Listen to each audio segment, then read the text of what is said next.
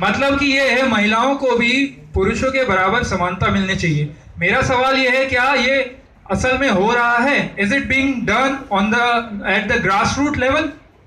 क्या हम सही में दे रहे हैं? आप संसद की अगर बात करें तो संसद में भी महिलाओं के लिए रिजर्वेशन है, डिप्राइव सेक्शन के लिए रिजर्वेशन है, पर क्या वो उनको मिलता है उनका हक?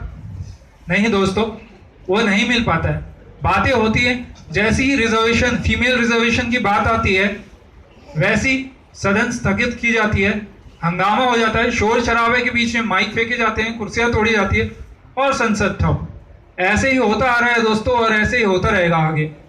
बस जरूरत है अपने अंदर उस डिटर्मिनेशन पावर को लाने की।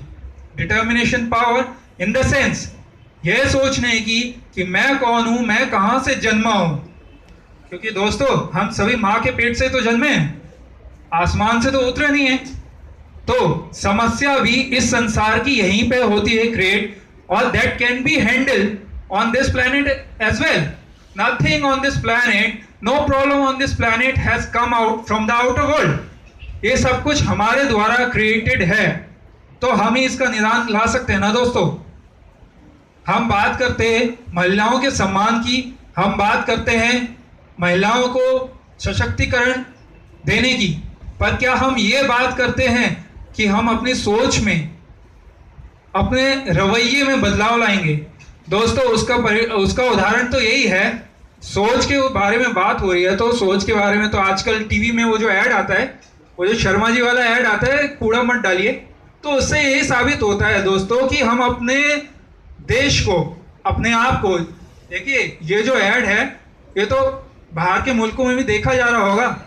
तो इससे क्या पता लगता है? इससे यही पता लगता है कि हम अभी अपनी बेसिक जो हमारे जो कहते हैं संस्कार, उन संस्कारों में ही खरे नहीं उतर पा रहे हैं, तो हम तरक्की कैसे करेंगे?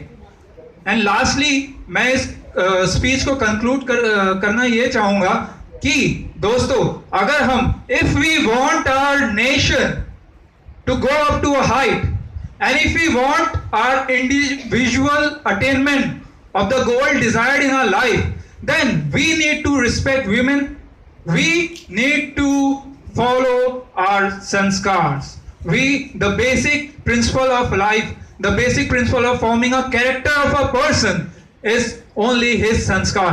हमें कुछ नहीं करना है, घर जाके बस एक बार ये सोचिए, जो छोटी छोटी बातें हमें मम्मी दादियां बचपन में बताया करती थी, बेटा महिलाओं का सम्मान करो, बड़ों को रिस्पेक्ट दो, छोटों को प्यार दो, बस उसी को आगे लेके चलना है दोस्तों।